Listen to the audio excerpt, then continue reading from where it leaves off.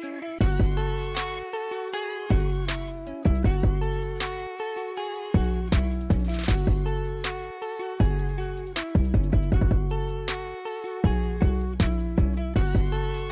greetings and welcome to episode 199 of Two Balls in a Mic. We're going to go ahead and have some MLS talk. We're going to go ahead and talk about San Diego Waves roster maneuvers and what it's going to mean without two of their very important players coming into the next season. But for right now, I'm going to leave you with Alejandro El Chiva Villaseñor, who's going to talk to you while I go get our special guest, Kitman for San Diego Loyal, Mr. Coach Beto. But here's Chiva. Hey, Chiva. Hey, what's up, guys? Sorry for that technical difficulty. Sorry for the words that were being spoken. Check. Yeah, check. Just making sure everything was on par. Ever since a recent update, the computer system has been acting up. They need to know everything. We're transparent, Tony. Tony's just getting our special guest. But yeah, like Tony mentioned, we are going to be covering... talking about San Diego FC's new store. Anybody check that out? Let me know in the comments if you guys definitely checked out 18 Threads. You guys know my English is all sorts of messed up. So 18 Threads in Mission Valley Mall. They had a soft opening, I believe, or just an actual opening Sunday, November 19th.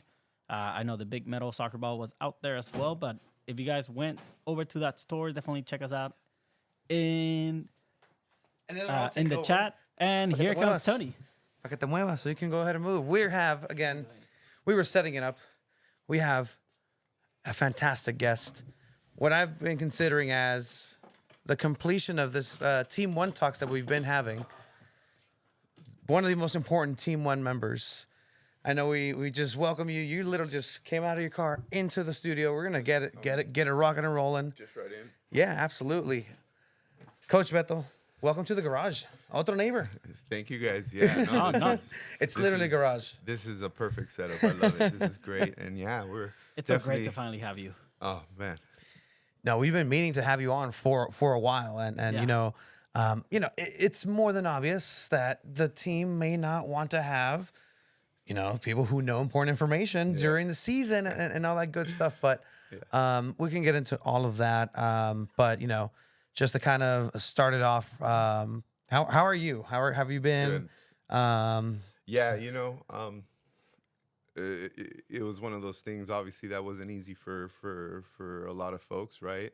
Especially for those of, well, not especially, but also for those of us that were on the inside, not just on the outside. And so, of course, there was that time of what I was called grieving, and it was tough. It was tough to see something go like that, but at the same time, there's chapters in life, and this one was one of the best ones in my life, ready to move on. And so, yeah. And we do have some people that have been coming up with questions, and we'll get to those questions. But one of them, and I think it's good to just kind of get out of the way right now, is what's next for Coach Beto? Is that something that you've conversated with as far as professionally in the lane that you've been? Overall, I'm not in a hurry right now. Mm-hmm. I'm enjoying my time with my family, my wife and my kids, just focusing on them. During the season, there isn't a lot of time. We're busy a lot. But obviously, I'm going to stay involved in soccer. That's definitely something that's in my blood ever since I was little. Doing everything and anything I could to get involved in the game is definitely something I've always been trying to do. So, and also I feel that those of us that are in these kinds of positions, want to try to do this kind of work in as high a level as possible. So for me, there's always that move forward and trying to see where I could go from here. Definitely in the game, ideally in San Diego. Born and raised, and we'll die here. So you're one of our own. I think that's what really captivated the audience, the fan base of Loyal, is that you are one of our own. I think what we're hearing here is you want to stay in San Diego. Is this you kind of saying that you want to be a part of SDFC? Or Wave. Like I mentioned, trying to get to that next level is important, right? Mm-hmm. And so if the next level for me involves either one of those opportunities, I will never turn it down. I mean, you know, you never know where life could take you. Yep. Never thought I was going to be an equipment manager at a USL championship level, team. When out of the blue, Landon Donovan is on the cell phone with you, offering you a job. You don't really say no. You can't really say no. So it's one of those things where if that opportunity arrives, of course, anything I could do for the game in my community, I'm there. I will pick up cones. I will do whatever it takes. I feel I've proven that, and so whatever I could do to keep going on that would be great. Okay, I want to dive into that a little bit. And how did this phone call with Landon Donovan? How did that start? What's that? Yeah, like Yeah, Do you know how to- that was Show definitely Contoso. What happened there? that was definitely a trip. It all started when back when it was announced that San Diego was going to have a USL team. I kind of got connected with that group of Ricardo Campos and Warren Smith, Landon Donovan. Luckily, because of what I was doing with adult soccer at the club I was at, I was able to get connected with that community meeting, that community forum, to talk about the new team and about kind of how it's going to impact the community. Yeah. And one of the things that I, kind of really focused on, because I felt there was enough coaches in the room talking about players and coaching and soccer and stuff. And for me, it was more about, okay, what's the club going to do for San Diego? Me being, having worked in social services for 17 years, Wow. for me, I think about those families that might not have the income or the ability to get to those games. What are you guys going to do to help get those people to those games? And so when I had those conversations, it seemed like it resonated with some folks. Yep. And so Landon, being the person that he is, I feel it kind of stuck to him. And so I feel that we kind of stayed connected during that time. And with some of the resources and network that we have in the world of soccer, he ended up having my phone number. You know what I mean? It's one of those things where Look at that. you just won't believe it. I was in my living room, hung up the phone, and I looked at my wife. My wife looked at me, and I almost passed out. You know what I mean? Because this is a guy you grew up watching. You know what I mean? This is a guy who has a statue at LA. You know what I mean? And so that's just another level. It was a dream come true for sure. Did you grow up watching, supporting the U.S. national team or the Mexican national team? U.S. national Wow. team. Okay. All All right. the way. Okay, Coach. All right. Beto, Well, this is gonna Coach get Beto, spicy. thank you for joining. Yeah, right. So bye. See you later. No. It's funny because for my family and my friends, I'm the only one that's a U.S. Fan. Everybody, Mexico. And so at home, friends, growing up, it was always tough because I was always the only guy, the loner. Yeah, you the know odd what I man mean? out. But at the same time, I feel that loyalty shows in a lot of things that I do, and so being a U.S. supporter, winning or not winning, you know what I mean? I'll U.S. through and through. Through and through. Yeah, no, I mean, congrats. You guys are in the Copa America now. Oh, The yeah. win. Yeah. I don't know if good Mexico job. will be on there, but We tend to be in a lot of those little cups and not little cups. All right, little cups. No. We tend to be in those. The competition is difficult, and so wish all those teams good luck. Do you think, now being, because you were there day one with San Diego Loyal, the team, right? Looking back, and it's really cool that you came from the background that you did in social services, which is, look, it's one of those fields that is incredibly underrepresented in every single way, and it's an impossible task. So thank you for that. It's really important. The work that we do with kids in the community it's insane, just the need that there's out there. But a soccer team coming in, you want them to help that community out. Do you think at the end of it, looking back 4 years, that happened? Absolutely.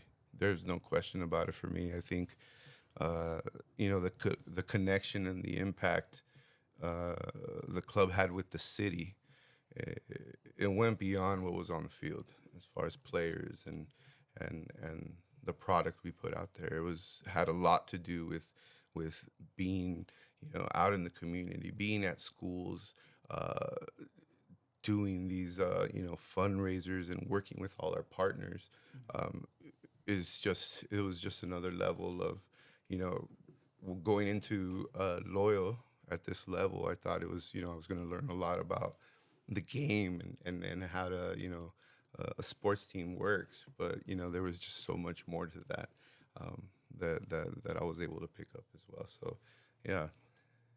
See, you got some stuff there. No, I mean, we're just gonna scroll through some images if you're okay with it. It's just that your time there and look, that you've been incredibly generous for anybody who was waiting up above that hill at USD and just giving socks out, giving hand here and I mean, I'd love to get into a lot of just kind of memories that you may have, some behind the scenes things, because again, you've been there, and you went through COVID with these players. You saw all the players. You remember who Giancarlo Faccianeri probably was, like names that we were going down the line of, like, It's really funny because I was just thinking about that before I came. I have the locker nameplates, the locker magnets for the players. One of the things I was doing was, I guess you could say, collecting a museum for the club, where I was just collecting a lot of different things, old magnets, a lot of the armbands, whether it was pictures or just whatever it was. Throughout these 4 seasons, I have, a lot of that stuff. And so I was looking at those magnets, and I was just thinking to myself, wow, so many players have come through the club. Great players. Some fit for some reasons, some fit for other reasons, didn't fit for other reasons. They went to other clubs and did really well. Some went to other clubs and didn't. But I mean, just the fact that so many great players came through us, and I have all of those nameplates, it's really fun. It's really cool. All right, who was your favorite player, Coach Beto? Oh, you had to have one. Come on. Who was your favorite? Who's your guy? That's like asking me like who my favorite kid is. Like, come on. All parents have a favorite kid. Come on. I love all my kids the same. I do believe that from Coach Beto. Yeah, I do. Every it's single one. Because every single one is their own individual, and I love each one for who they are, for who they represent, for what they stand for. For how they are as human beings. That was the thing with the club, is we didn't just put players together just because they were ballers. They were good people. They were good people. And so, that was it's definitely. Some questions rolling in. We'll get to some questions of the Discord as well over here. Alicia says, love Beto's family. Season 2, had the pleasure of sitting with them. Still said hi every game until the end. Heart, love the whole family. And that's what a lot of it was, and it was a giant family, and the families intertwined, and that was what was really cool. It's just around the game in general. And before we get to ahead, when you got to Loyal, you were already Coach Beto, so correct. That was an aspect of your life where you were coaching, and that's a big part of it. So on the side of the 17 years that I did in social services and mental health, I was always doing soccer, right? And it was always one of those things where it was a volunteer thing at first, and learning about coaching. But then it got to the point where I really started focusing on my, my coaching education and development. So I started really working on my coaching licenses and diplomas and stuff. And so for me, my biggest success for me personally was finishing my master's degree. It was the only one in the country that has a focus in soccer. Oh, wow. So it's in recreation and sports science, concentration in soccer coaching education. Wow. So technically I'm a coach of coaches. Not just a coach That's of players sick. and teams. So, having that perspective definitely helped out with my job. But it was definitely a big part of my life to the point where I could say in 2018, I transitioned career-wise from doing all that social service, mental health work to really focusing on full-time in soccer as much as I could and make it a career as best I could. So I was already really busy with that. coaching not just kids, but I was coaching adults. I was coaching U21, U23, assistant coach with our first team over at Chula Vista. And so, it was a big part of my life. And like I said, you never know where life takes you. You have that phone call, and everything changed, And it was really, really, really cool experience because, like you said, I was there day one. I remember being there with Landon, setting up the first set of canopies. The very first day, we set things up, and that was fun. And seeing the club from where it was and where we started to how we finished, simply even in the training center, how we had the setup and things like that. It just came a long way. It went a long way. But yeah, coaching was always a big part of my life, and that one picture right there, that's actually a premier diploma through United Soccer Coaches that I did. Because of my master's degree, I was able to join this course. It's for B and A licensed coaches. I didn't have my B license, but because of the master's program, they were able to get me in, and it was just a great experience. So, doing all that work, being in that program, meeting a lot of folks, and growing my soccer network, I feel that's really where it kickstarted for me to really get connected in a lot of this stuff that I'm doing now. Go for did you give Landon or Nate a couple tips? It's like, hey, I'm a coach's coach. I'm imagining. No. I'm imagining just no. study sessions to get, because again, remember Nate didn't have his license to get him to be head coach until later on. Yeah. And were you kind of involved in that? Were you like anywhere near there? Absolutely not. I will say when I first started though, it was hard. It was hard to change hats. You know what I mean? Like to take off that coach's hat and really focus on being more of an equipment manager. Yeah. It was difficult. I will say that. It was a learning experience, learning curve. Yeah. Yeah. You're, for the audio listeners, we're playing some of the great content, and that's the thing. Me off. To this day, I will attest that you had the best San Diego Loyal behind the scenes content than anybody. And I will put our friends Ray, I will put our friend Ryan on there. Oh, like, wow. Yeah. Best behind the scenes. Like, this is the stuff that soccer players love to see. Like, this is a professional setting. This is what it takes on a daily basis. Yeah, there's massages, there's all that good stuff, but it takes somebody to set all that up. And a big question already that we see is, where's Peter? Did you keep Peter out? For those who don't know, Peter being my brother, the brother in arms. My brother in arms. So Peter the mannequin. It was fun. While I did that first season, just did it for fun, 1 or 2 episodes. Ended up doing 16 little clips on it. It was great. A lot of the gear at the end was either donated or sold, to be honest with you. But I will say this: Peter stayed with me. That's right. That's your guy. Heck Peter yeah. stayed with me. So, not to give too much away, but I mean, I want to bring Peter back. It was a great story to use him in what we did there. Like you said, a lot of behind the scenes stuff. I had to be careful with what I put. I couldn't put a lot of stuff on there. Yes. There was some stuff that I might have crossed the line or walked the line a little bit. And to tie it kind of a little bit with what you asked as far as coaching and that separate hat and no, I mean, I leave that coaching. I left that coaching stuff for the coaches. They're the professionals in that. They're the ones that are prepared in that. And any feedback they had for me, even if it came to social media, I listened. I listened. And so there was times where I kind of had to back off with Peter a little bit. He was getting me in trouble a little too much. You know what I mean? And so we kind of slowed down on that. But I look forward to having some stories with Peter and hopefully involving a lot of you guys. I would love to involve Peter with you guys and the community. Man, I would love that. Fans, the loyals, the locals, everybody. I will say one of my favorite things is that last home match, Peter was in the shrubbery. If you look on the if you look, Who saw him? You didn't see yeah, him? no, I didn't saw him. see him. You didn't see him? Where was that was he? my favorite thing that I walked into that stadium that day. I was like, That was funny. that's cool.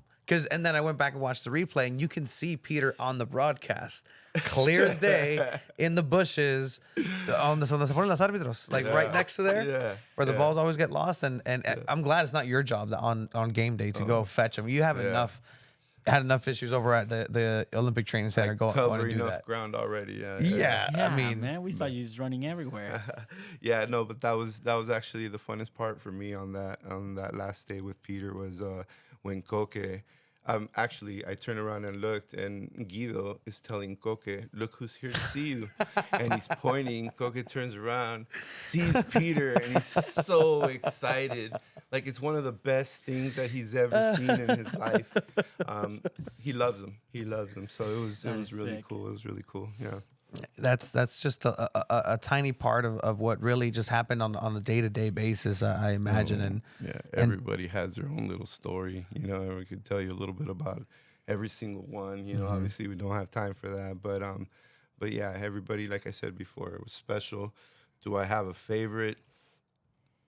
It's really tough to tell. Really tough to tell. I will say this: the 6 guys that made it through all 4 seasons, those day oneers, yeah, not just became my family like everybody else, but I mean more than that. I mean more than I don't know what more than brothers could be. You know what I mean? Yeah. But it just feels that way. You know what I mean? So they definitely became my favorite in the sense of our history together. You know what I mean? But everybody was great players. Some a little bit more hot-headed than others, but that's why we had the group that we had at the end, because everybody had the same temperament, good personalities, balanced each other out well, not just off the field, but you know, on the field when we were all healthy. Yeah, no, and we saw, you know, all the way back thinking of Austin and all that, just him not, you know, being the quietest one at times and just being the life of the party. And then you see Beto and battling rattlesnakes all the time. Like, Dude, how many snakes it's another, did you that's see? another question that we have here is like, Yeah. what's the biggest rattlesnake you ever saw? What was it like just I think it might capturing be the critters? It might be in one of those pictures. I think the one right there with the tarantula. If you, yeah, so All those right. are all the little critters I found. We saw tarantulas, All right. we saw scorpions. That's probably the biggest rattlesnake we saw. That one right there was actually in. Can I say this? Yeah, it was in our locker room. Oh. In the Oh. guys' locker room, and actually, one of the players was sitting literally next to it. Oh, And he was looking at his phone, and I was right there, kind of next to him, and he was like, "Is that a snake?" And I looked, and I was like, "Everybody, get out!" Yeah. Yeah. Get out. And so yeah, it was a little bit of a commotion and You distraction. had that to get morning. it? No, not Oh, me. okay, Luckily, cool. we have folks at the training center. Yeah. Dave, thank you very much for saving my Shout life out, so Dave. many times, Dave. That one was dangerous right there, that frog. No, just kidding. So, yeah, those are all my little friends. And then I think more, that one was a garden snake. It's So just as it's bad for me. Huge. You don't do snakes, huh? Huge. No. Huge anyways. I was in the van when I took that picture, Conejito. and he was outside, Yeah. and I was freaked out. I had to like drive away. Oh my you don't like God. snakes either? I don't know. No, Beto. Look at that. Look. Can you name the player who was in his phone and had to be rescued by Beto? I think so. It was Vinny Padilla. Oh, okay. Okay. Yeah, a young guy. So that's why I got even Saving more the youth. scared. Yeah. Yeah. He's a player for tomorrow, so definitely need to keep him. Yeah, no, absolutely. Thank you for your service in that way. But I want to know. I mean, obviously, you don't have a favorite player. Did you have a favorite road trip? One game that you went away that you said, "Wow, this was a fun trip. We got to win." Like the fly there was cool. The bus ride there was cool. Like, what was your favorite away match? Well, let me see. My favorite away matches, because my position really didn't travel. Okay. Most of the time I didn't really travel, but the times that I did get to travel, really cool times. I think the one that sticks to my mind the most more than anything because of the result and the atmosphere and the togetherness that we had for the team is the game when Xavi scored those 2 goals. Yes. That winning goal in the last minute of, in the last second. It was one of those things where everybody celebrated in a way that we had never celebrated before, So that to me, even being part of that celebration, it was it was kind of crazy because after he scored, there pretty soon, Nate does this Jose Mourinho slide on the turf in front of me. Takes off on a slide. I go right past him. I jump on these guys here pretty soon. And then all of a sudden, when Xavi's on the floor, I feel myself kicking something. I look down and it's Xavi's head. And so after the game, we were in the locker room. And I told him, hey, Xavi, when we were celebrating, I think I kicked you in the head 2 or 3 times. He goes, I felt it 2 or 3 times. I felt it. That was you? Yeah, man, that was me. I'm sorry. And that's you being, and that was at the first goal, at the tie. No, that was the winning game. Oh, the winning at the goal. at the winning. The winning. That had to have been magical. Like, it's just, we were watching this game At Fair Play. at Elsmith. Okay. Like, and that's something that you just saw it, and like it was just special. Yeah. Like, I was speechless at the tying goal. I can't even tell you how that. And I mean, Xavi, one of those kids, those youngsters. Like, I think that's kind of like where you're like, whatever happens to this club, like you just hope that lives on, right? You have Duran, you have CJ now, but But this moment for Xavi to have him be the local kid to do this and give life to the club that's seen him become a man. He's a hombre. And to me personally, I think he's probably one of the guys that deserves it.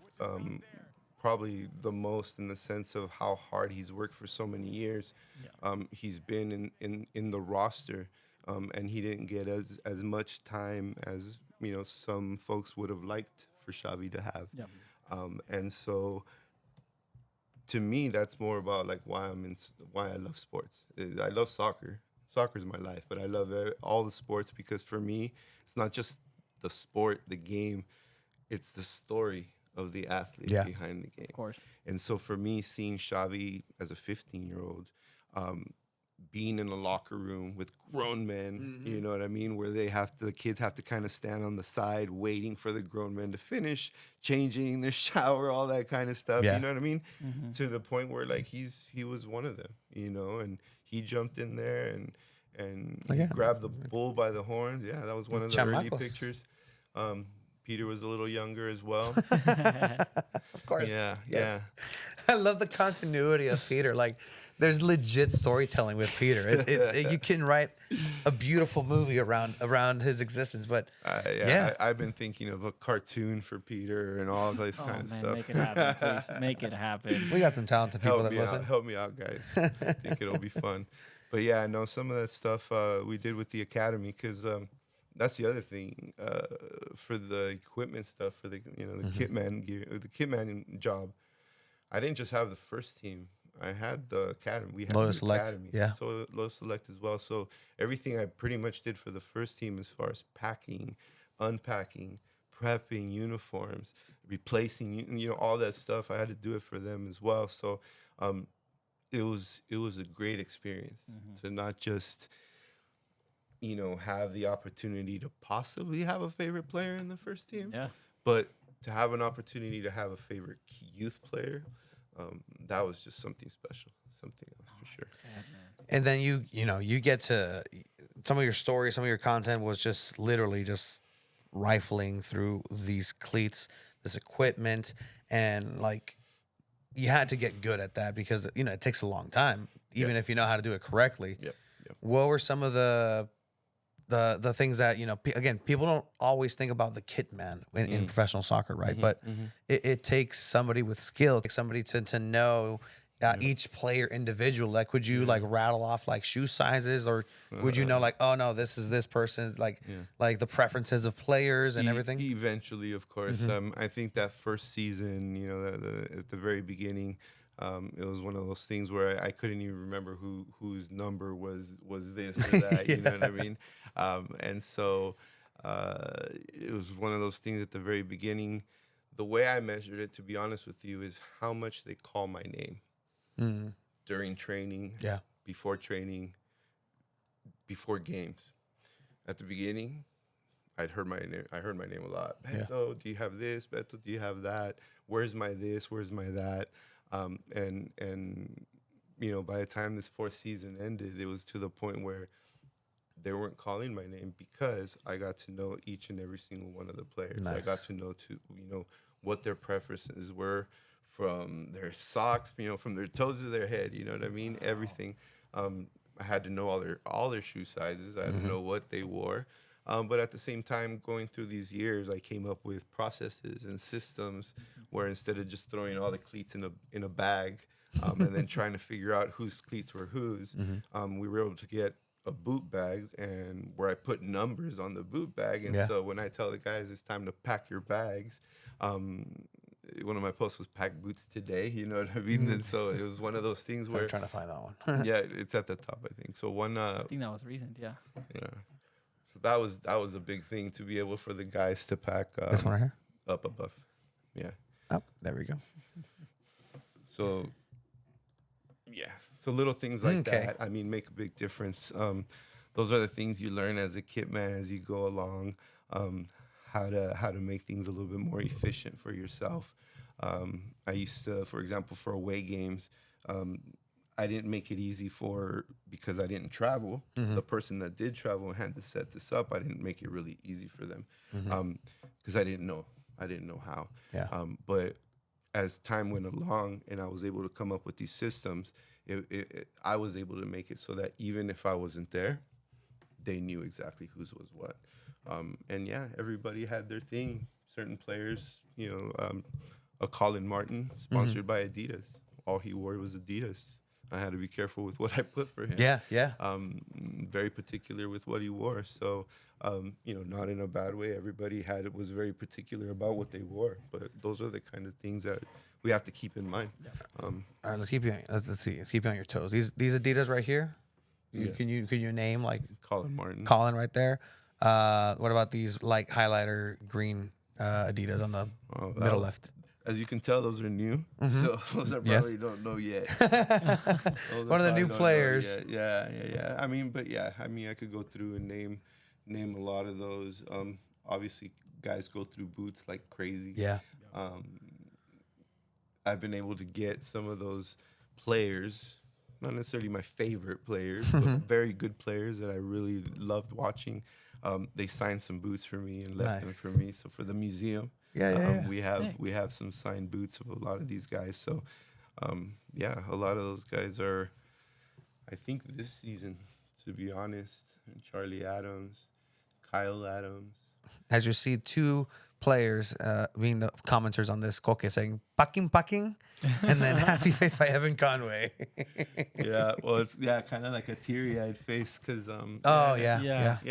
it's one of those things where every little thing is, we think back and it was at the time it was just something normal, it was just something just natural, something happened every day. But as we look back at it, it's those little things that were really special, that made it very special. Even if it was just packing boots and me calling it out. But we pack boots, they know. Yeah. They know we pack boots today. But for me to go around, hey, we pack boots today. Any mishaps? Yeah. That's a good question. There was one, and I won't really say the name, but I will say it was a goalie. Okay, there's like 6 of them. All right. So I'm narrowing it down pretty good. Trey Muse. No. But it was before the game started, and all of a sudden he came up to me with like big eyes, just kind of looking at me. He's like, I don't think I brought my boots. I was like, you didn't bring your boots? No, I don't think I did. And I don't think I brought my gloves either. Oh boy. So that was interesting, but that was one of those things where, as a kit man, you just kind of have to adjust, be flexible, think on your feet. we made it work. We had enough time where we were able to get some boots Yeah. to the stadium on Okay. time. But those are things that, coaches don't have time to do that. Yeah, You know what yeah. I mean? Players aren't going to sit there in the locker room on their phone reaching out to people. You know what I mean? So that's stuff that I just have to be ready for. I've always had an extra pair of gloves. That particular game, I forgot a pair of gloves. Oh, No. And of course, that's the game when that happens, and so it's always unfortunate. But that's how we learn. Always be prepared. Always be prepared. I mean, yes. yeah, no. As the kid, man. I mean, I gotta ask too. Loyal went through their phase like Adidas, and then Charlie. What was the best kit you had to deal with? What was it a home kit, an away kit, a third kit? I know you're wearing the Siempre Leal kit under that sweater. Yeah. Yeah. Or is yeah. it's the No, Siempre Eight Leal? bit. the 8-bit? 8-bit. Oh, gotcha, The gotcha. 8-bit, and it was a special gift from the merch team. Just kudos to the merch team and Roger over there. Shout Gave out. me a little gift here with my name, Beto, and Nice. my number 19 and stuff. So it's one of my favorite shirts that I wear. So yeah. So it's But the 8-bit kit? what the 8-bit is probably one of my favorites. I will say the whites were always hard because of the washing part. They get very dirty very Yeah. easily, very dingy as much as you try to take care of them. So that was always kind of tough. But Black Lives Matter, those black Adidas Those are ones, nice. I really like those. And then the Charlie gear, when Charlie came and took over that part of it for us as far as uniforms go. I feel that they were able to pull through with some colors and some combinations of designs that maybe we might have not have seen before, and so it was nice. It was funny because as a kit man, I'm not usually the first person to see the kits. Go figure. Go Yeah. figure. Yeah, sometimes I don't see them until picture day, and I'm like, oh, those are the kids. Okay, they're nice. But yeah, no, I mean, once I see them, like I fall in love with them because it's what I do. It's what I take care of. I take care of the jerseys like if they were, U.S. flags almost. Yeah. I don't, I fold them carefully. I don't try not to put them on the ground too much, and it's important to me, So I like them all. I will say there was a white one, season 3, that had the map. Yes. Yes. So the Kitman's house didn't make Oh, the kits. Neither did Yeah. the studio. I mean, Exactly. 100%. Yep. Exactly. I agree with you on which that was one. one of those things that I found a little interesting. Kitman not on the kit, but okay. Okay. No, I that was one of my biggest gripes because, I mean, just make it a little longer. Like it wasn't even that much. Like it cuts off like at Palomar almost. Like it's At the Coronado at, K's. yeah. And it's just like all right, so, okay. And I'm big. I'm like No, okay, no. South Bay now, but No. I think the sentiment was nice. Yeah, no, and it was a great jersey. I liked it a lot. I do think that the opportunity there to connect with that South County side of things, where we're like right up against the border, where more than likely in San Isidro where you're gonna see more people wearing Cholos shirts than other parts of the county that did make the shirt. And so I feel that was a little bit of a lost opportunity there. But then again, I'm only the kit man, and all I could do is hang up the jerseys and not really comment on those. Yeah, I mean, like it's part of it though, because again, if you're taking everything in consideration, like make the front North County and the back South County. Like I had ideas for our houses to make it essentially, but yeah. it is what it is. Whenever it comes to towards the end of any game or anything, again referencing that big hill, that God. bunch of fans there and all the kids and. Yeah. So you mentioned washing the jerseys, right? So Yes. they reuse the game jerseys, or is there an allotment? How does that work? If they don't give them away, yeah, we wash them, reuse them. There is an allotment, I guess you could say, per player. Some guys use that allotment a lot faster than others. Yeah. But yeah, I mean, we try to manage the inventory of the gear as best we can. We can't just blow through it because it's, at this level, we don't have necessarily that kind of money. You know what I mean? Yeah, I mean. So was the conversation with, let's say, I mean, Koke, who else? Charlie, who come up and like every game everybody wants a jersey, and then I've heard him say like, no, not today. Like I got to keep this one or something to that effect. Yeah. Is that you like letting you know like, hey, we gotta. Sometimes these guys are really good about that. They're really good about that. A lot of times they'll ask me before the game, hey, is it okay if I give out a jersey today, type of thing. They're very careful. They're very aware of that part of what I have to manage, and which is always helpful. They think about it. One thing that helps, especially with Koke, for example, at the end of every game, first thing I do is go up to Koke because he gives me his gloves and his jersey. Yeah. Everybody wants them. He wants to give them to everybody. He's a good guy. He feels bad saying no to people. You know what I mean? So that's one of the things I grab for him, so that I could keep it safe, type of thing. I said oof about the hill just because it's the hill. Yeah. And at the end of the man. game, I was the one that would take up both ball bags, the cone bag, the jacket bag, and every staff had a lot to carry. Medical team had a lot to carry. But it was one of those things that for me, at my age, having all that weight, going up that hill so many times, oof, that was tough. You got stronger, huh? And the hill at the training center. I don't know if Yes, you're yes, the one that yes, comes up from the field up to the top. Yeah, that hill, oh my God. And then on top of that, I on a normal day, I think I was covering about 9.5 miles.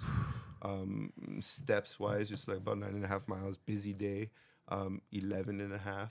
Oh man. When we went to Vegas, well, then again, that was Vegas. I had 15 miles a day. In combination with what we did at practice with soccer. Of course. Yes. But so yeah, I mean, definitely got stronger. But the good part about the hill and that gave me the energy to get to the top and to get everything over to where I needed to get was honestly the fans. They were always there, always cheering us on, whether we won or lost. They would just be at the railing, just waiting for anybody to come by and tell them how great of a job they did and how much they love them. For me, more than anything, being a dad of 4, as much as I love all the fans, seeing the little fans, the ones that could barely even see over the gate, they're seeing through the bars.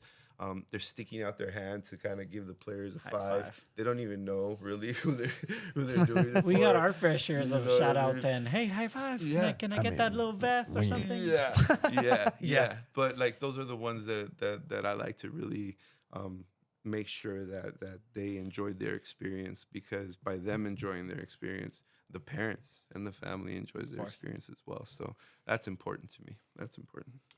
We have a question here. Yeah. From the great Paul. Paul, I don't know if you know who that is. He's the one that buys every single piece of merchandise at the Loyal Shop. Naku. Paul Naku.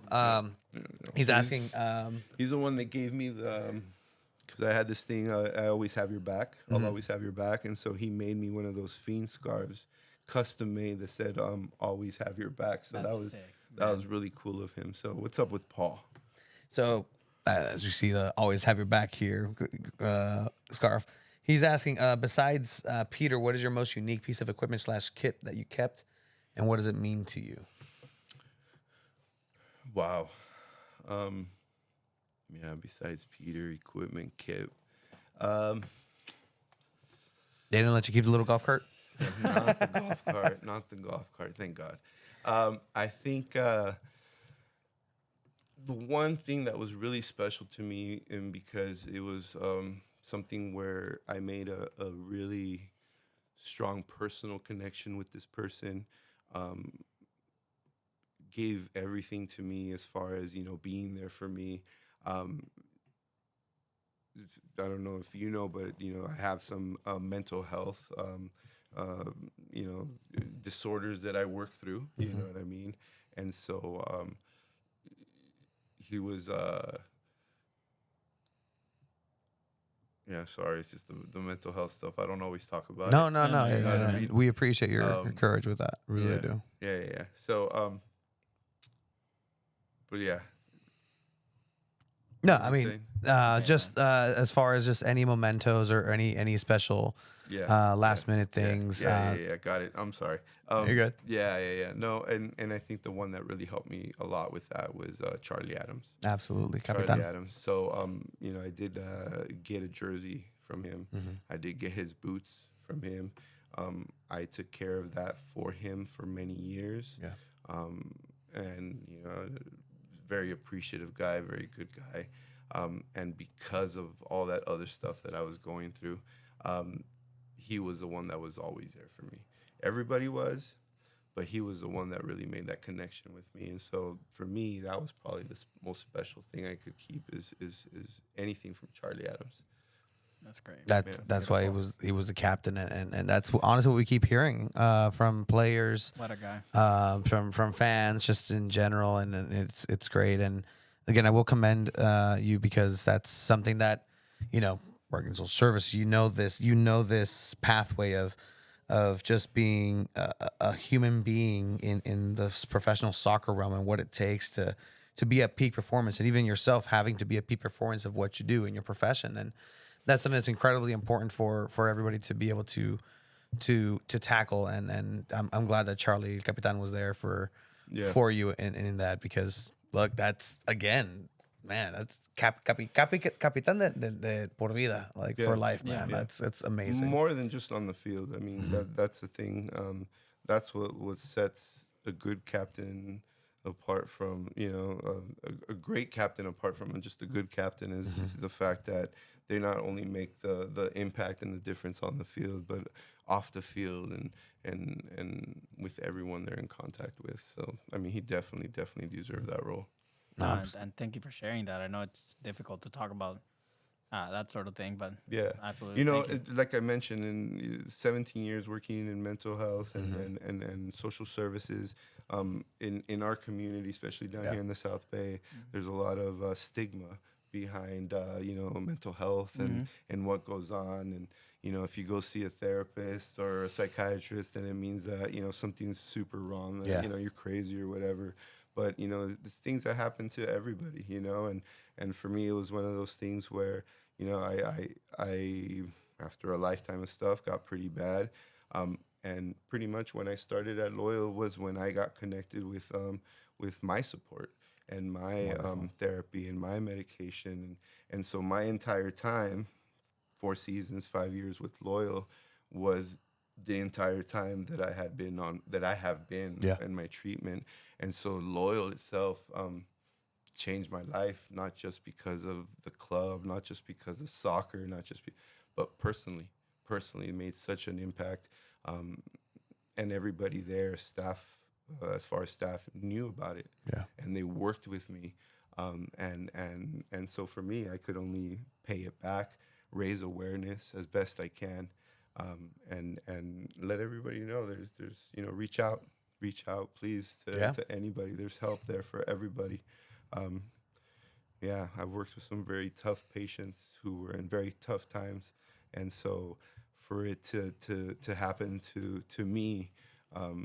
Was just one of those things where I learned to appreciate the support and stuff. And so hearing you guys talk about this and even allowing me to talk about this right now on your show, it's just, for me, it's just a blessing.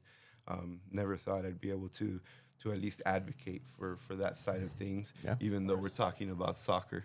At the end of the day, whether we're players, coaches, equipment managers, front office staff, we're all people. Yeah. We all get up in the morning and try to do our best, try to get through that day. And, and so thank you. Thank you so much. Look, man, I'm getting emotional right now just because it's the truth. And it's crazy the power that this stupid little game sometimes brings, and the amount of people that are changed, and the amount of lives that are altered and in a positive way. Like I really hope that even I know probably because has his finger on the pulse, like Andrew Vasiliadis was also aware of this, and he himself has a giant part to doing this, and the fact that an individual was able to grant that to the city of San Diego, to individuals like yourself, and really grow from that is truly the legacy of this team. Like Yeah, that's it changed, incredible. It changed a lot of people's lives. It made an impact in a lot of people's lives for many different reasons. And so that this chapter of this team, of this part of San Diego, of this story of soccer in San Diego, I feel will be special to everyone that was involved for the rest of our lives. Yeah, because I don't know that. I mean, I hope I do, but I don't know that I'll experience something like this again. You know, 4 years were very, very special. Growing up in San Diego, where soccer at a time many, many years ago, where soccer wasn't popular. Yeah. Everybody played Little League and Pop Warner football. I was the only kid out in the block with the soccer ball, just kicking it over and over and over against the wall. You know, to the point where the very first ever professional men's soccer team in San Diego, and then I got connected. Yeah. And then I was able to work in it. A dream for sure for anybody that would be in my shoes. So thank you for everyone that gave me the opportunity to even get connected with this project. I can't wait to see what other projects I take on from here, because if they're anywhere close to what happened at Loyal, life will continue to be good. Absolutely, man. And thank you for sharing all that. Oh yeah, That's thank you. beautiful.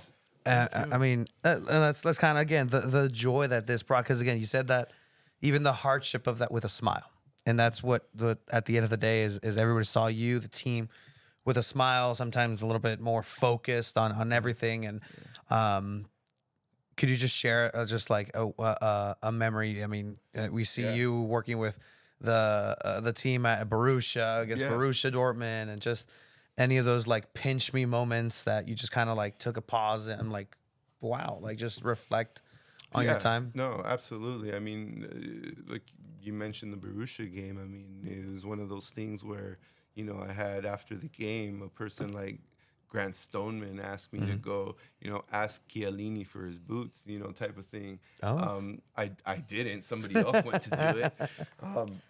I wasn't brave enough, I guess. But at the same time, I mean, it's one of those things where, you see players like that on TV on the other side of the world. You would never think that you would like even see them, or you know what I mean. And so being at the stadium, beautiful stadium, playing such a historic team. Remember being a kid watching Borussia games where the wall of yellow and black, you know what I mean? It was one of those things where that fan base was always one of my favorites growing up. Being in that locker room, setting that up, having the Borussia Dortmund as our opponents, man, that was definitely one of those times where I couldn't believe that's my job. You can only imagine, man. You saw them in person, you're like, damn. Yeah. Tall. Yeah, you're tall. Yeah. You're tall. Yeah. Well, and that's one of those things where, in this world, as big as soccer is, well, you said this little game, it stops wars. You know what I mean? Yeah, So it's 100%. one of those things where, Ivory Coast. But, no, definitely. But, sorry, I forgot what I was going to say.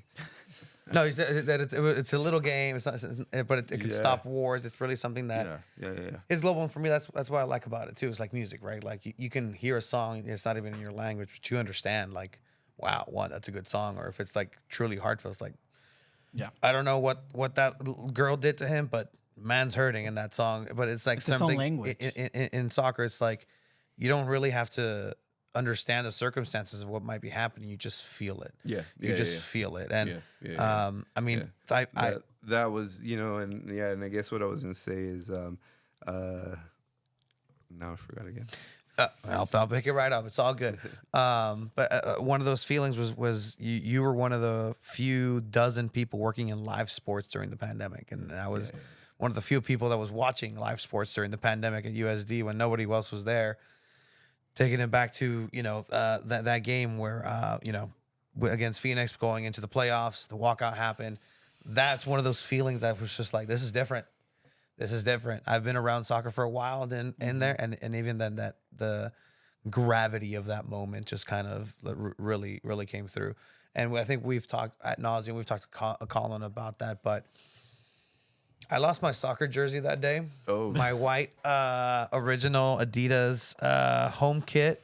You might have asked me about it at one point. I had. I'm sure he asked you more than once. I think because you thought I was a kit man that I would know exactly where you lost your jersey. Shame on you for that. Who else? Who else would have taken a 3XL? I don't have an app to keep track of all the kits, man. Yeah. No, but I remember that. Yeah, no, that day was one of those special moments that, you know, you always wished you saw happen. You know, there's things that, you know, are going on in the game with, you know, racism and things like that. Yeah. And you wish someone would just say something. Someone would just stand up. Someone would just let's try to change that. You know what I mean? And being a part of that, not even, you know, expecting that to happen. And then all of a sudden being in that locker room at halftime, seeing the impact that it had on Colin, seeing the impact that it had on the rest of the brothers. Yeah. You know what I mean? It was one of those things where wow, impactful for sure. Walking off the field, could have made playoffs. Yeah. But, you know, again, we're all human at the end. So what was more important, you know? And so I think, yeah, it was one of those things where we had to stand together.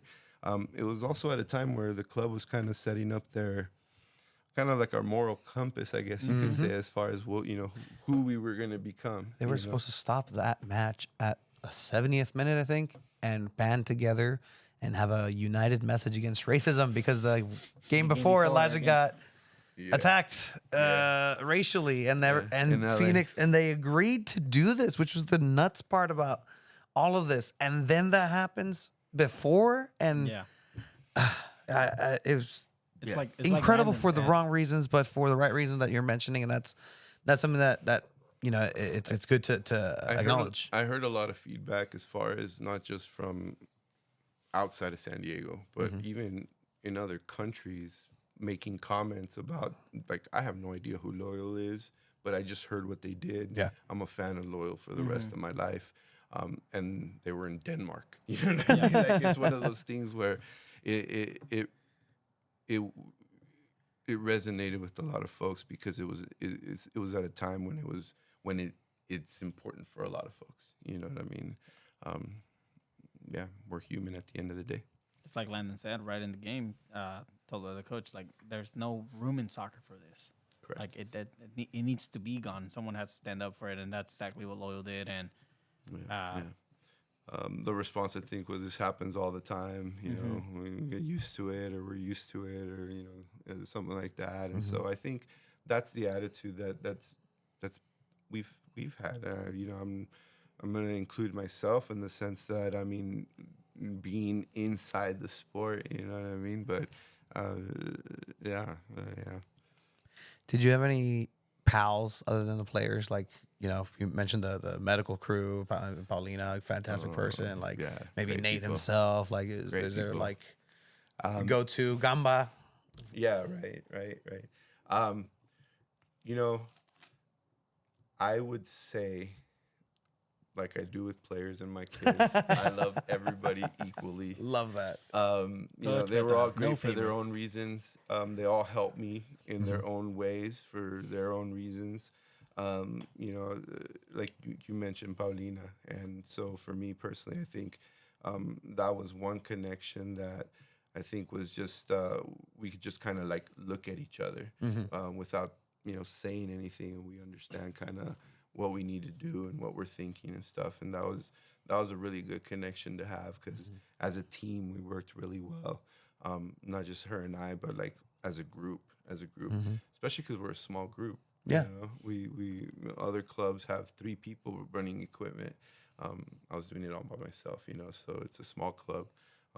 We either had to be there for each other, or like who was going to be there for us. Yeah, no. And that's what it always was. It was a family again. I'll go back to Shannon McMillan painting the walls of the office when it was barely going to open. Like World Cup winners employed should not be getting down and dirty. She doesn't have to, but she was there, and again, there was a lot of. Well, that shows how important it was for different people for this to succeed. You know what I mean? For it to be successful, people believed in the project since the beginning, and so the buy-in was there. Ricardo painting lines. Yeah. Like on the field. Like on the field. As Absolutely. president, too. As president. Not even like... You mentioned Landon the first training, like setting up the tent, the campus Setting up with the you. tent, Like the Landon canopy. Donovan doing Yeah. that. Like, Yeah. All right, but he needed a lot more help because Landon, para poner esas manos para arriba, like, come on, you I had gotta to zip the walls actually from the top. I will say that, but you know, ayudó con una. but we put them up together, so that was the fun part. And then just recently, with everything shutting down, like I told the coaches and Andrew and Ricardo, since a lot like this news started to come out. I was here day one when the first canopy went up. I'm gonna be here last day when the last brick gets picked up. Yeah. And recently it was one of those things where at the training center everything is, the trailers are gone, the pods are gone, the locker room is kind of there, but it's empty.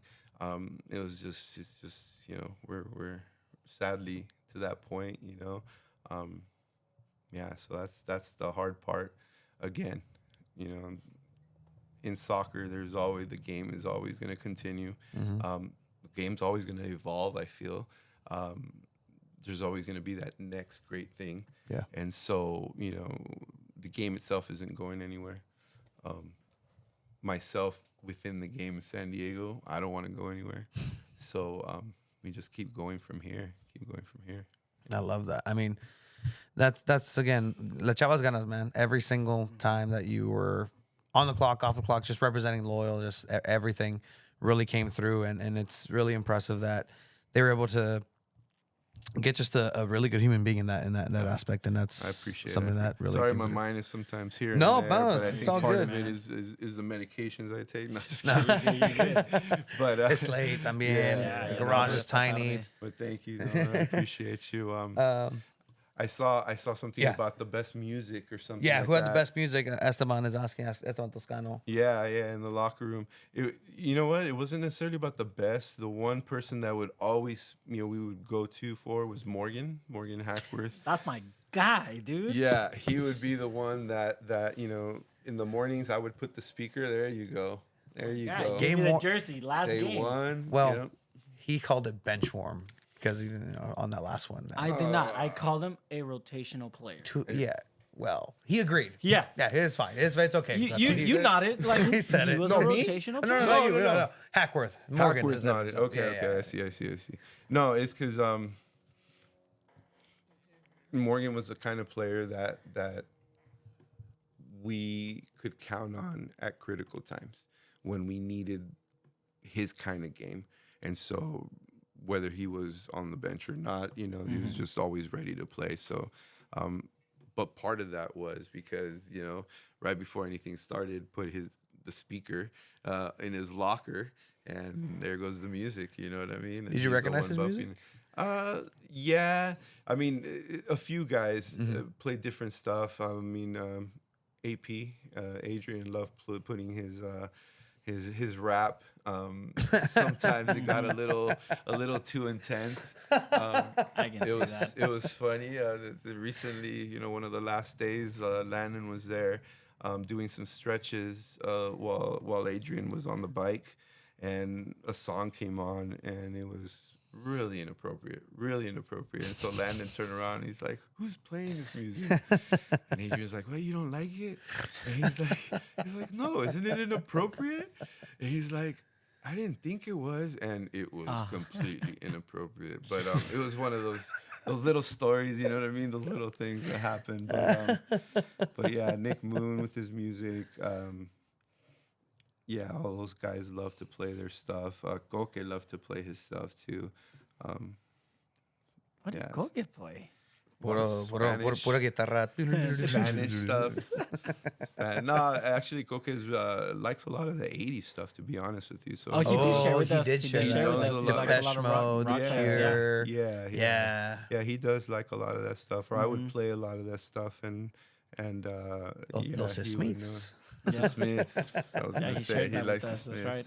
Yeah, because that was kind of my day. I would get there at 7 a.m. and from 7 to 8, I would be there by myself.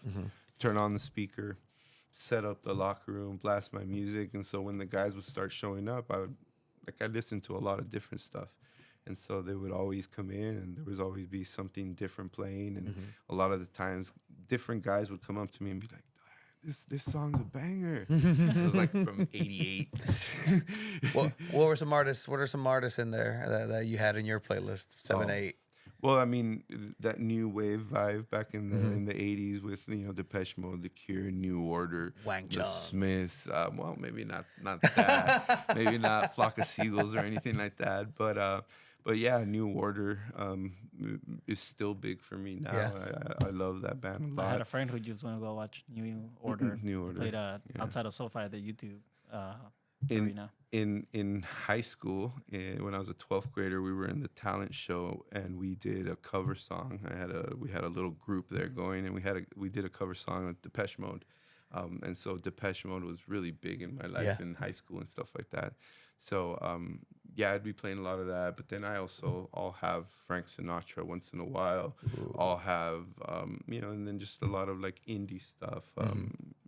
Some new stuff, but not a lot of new stuff. A lot of these guys actually like a lot of like the 60s, 70s sound.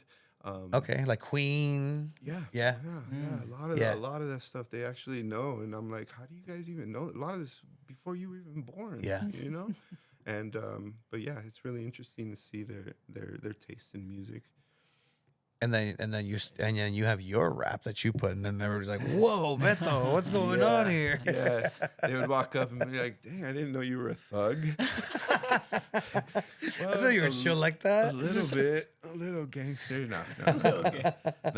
Yeah. Sometimes house, sometimes just all kinds of stuff, and it reflected a lot of what the guys would listen to, because it always depended on the mood. It was always dependent on whether it was the morning and they were doing the prehab stuff, rolling and stretching and that kind of stuff, or getting treatment, or right before training. That's another mood. Sometimes during training, Nate would allow the music at the very beginning when it was just kind of more calmer stuff. We'd have music, and that was a whole nother mood. You know what I mean? At the games, pre-game. That kind of stuff. Post game, it always depended on the result. For a whole year was Chili Peppers. How with the mood was with Vass. Under the bridge. Yeah. No, and the guys had this thing where I won't share too much because it was something special for them. But at the very end of a couple of very special games, like the locker room cleared out, and it was just the players, and they get in their circle, and they have this song that they all sing together, kind of a cappella. And so, it's one of those things where you could see the brotherhood. Yeah. You could see how special this group was. We all wish we could have gone farther to finish off the season, in a better place. But for what we did in the 4 years, on and off the field, we can't complain. We can't. I don't see why we could complain. Yeah. And I have to. I was there for that last game. It was something that I've never experienced. It's just the gut punch that just took the air out of over 6,000 people and all at once. And just to kind of look back and on, like, my moment that I was like, damn, like that like got to me was when I saw you just looking back at the field, and it was just you, and you were gonna do what Beto does at the end of the match and start his routine, but you took a little pause. What was that mental space, just kind of at that exact moment before doing what you have to do? Keep working. the one thing that I told a lot of the guys during that time was, I wanted this for you. So for me, it was just that disappointment of these guys aren't going to get the reward that I wish they would get for the work that they were doing. Being there, seeing it with my own eyes, the amount of work these guys were putting in, the amount of focus these guys had, how much they cared about the game, about their personal profession, about how the team impacted the community. It was just, yeah. I mean, it was just one of those things. Man, can't replicate it. You know what I mean? Yeah. Just had a couple of last questions before we wrap it up here. Again, thank you again for coming on in to literally a garage. No, Aquí es la magia. This is where it happens, man. Yeah, man. This is all you need, man. Exactly. Some more like behind the scenes. Were you responsible for cutting Tumi Moshabani's socks, or the sock cutting, or like telling him off? Like, what are you doing? You're the only dude that's not wearing the socks. Like The way he's supposed to wear them. yeah, exactly. Yeah. You know, so yeah, like I said, each player has their own little habits, their own superstitions, their own little things. Certain players, Guido, Colin, they wear full socks, full game socks. They don't wear any socks underneath, just full game socks. There's players like Toomey and others that like to cut their socks, some shorter than others. Yes. And so, yeah, he was one of those that liked to fold his socks down. So he had them the same size as everyone else. It's just that he would fold them in a certain way that looked like they were shorter than everybody else's. And sometimes they even looked a different color. Yeah. We noticed that. Yeah. So the accent color would come out instead. And so, but I will say also, for example, there was a game that was an away game. I didn't travel, and I was watching it on TV. Nick had these holes in the back of his socks. And I remember the announcer saying, "Oh, someone should tell the kit man that Nick Moon needs new socks." I was laughing because what they didn't realize is Nick Moon cuts holes in his socks in the back of the calves on purpose, for the games. And so people think, oh, his socks are ripped. Well, no, they're cut. Like he designs it that way. Part of it is because he's got calves, Massive the size of, calves. yeah, footballs and stuff. Yeah. So Yeah, that's something. Kyle Adams would cut his socks in the back, in the calf, because he needed that extra space. Just little things like that. That was with the just short really shorts. Interesting. Yeah, Oh, just short man. shorts to Guido. Like, It was one of those things where he even requested to try on extra smalls. At one point, he wanted to see, if they were short enough. They're shorter, but they're also slimmer in the waist. And so, as much in shape as he was, I mean, they were a little too tight, those extra smalls. I think he just stuck to the smalls. But yeah, I mean, and that those little things as well make learning the job special, because, like, for example, at training, who wears Blake Bodley this year. He would wear his full jacket, like his quarter zip. yeah. Just Cam would wear his quarter zip, his pants. It would be like 99 degrees out there, and those players that's what they would wear. Yeah. And part of it was I had to know that, and I had to be prepared for that to make sure that they had what they needed. No se querían quemar. Part of it, part of it too is for a long time Guido was also having like full like jacket type thing and pants and everything. A lot of times the guys do it. Toomey does it too, just to kind of help them sweat more. Yeah, like a sweatsuit. Yeah, like yeah. a sweatsuit. And then other guys just rather go out there with the sleeveless shirt, and they're totally happy with that. They're much happier with that. Kyle Vassell. Oh, pues ese vato. Chimamadote, yeah. Yeah, no, that guy just wanted to punch everything he saw. I love you, Kyle, but yeah. You were a boxer for sure, bro. Any superstitions for you? Any pre-match rituals? And again, you set everything up. I didn't change much if we were on a win streak. Like I said, cut socks, for example. We would cut fresh socks. unless we were on a win streak. They would reuse the same socks. Wouldn't change that. Just little things that the players individually have their things, but then me as a kid man would have certain things as well like that. Win streak, we keep doing this. We lose, okay, that changes now. Change something. Yeah. Yeah. That changes. We're gonna do something completely different now. It was funny when we had Thomas Among, the very first game. I gave him pregame, the warm up kit, the pregame warm up. I gave him the wrong size. It was too small. Switched his size, went out. He had that game. I think he had like a couple goals, or he had a great game. So that next game, I left him the wrong size pre-game warm-up kit again. I went up to him and I said, how's your kit? He's like, oh, it's small again. I said, I know. I said, because I have to trade it for you. Last game, you got a brace. I traded the kit. That you is have great. to do that again. So little things like that, man, that just kind of, for me great. personally, and then part of it because of my mental health with my OCD and stuff. Those are just kind of little things that I just kind of keep track of more than sometimes I should. It's only crazy if it doesn't work. And clearly it worked. It clearly worked. We have Enrique over here, still devastated with the ending of the club. And this conversation is healing the soul. Thank you guys. Hugs from Spain. Oh, thank you. That's España. Laundry detergent.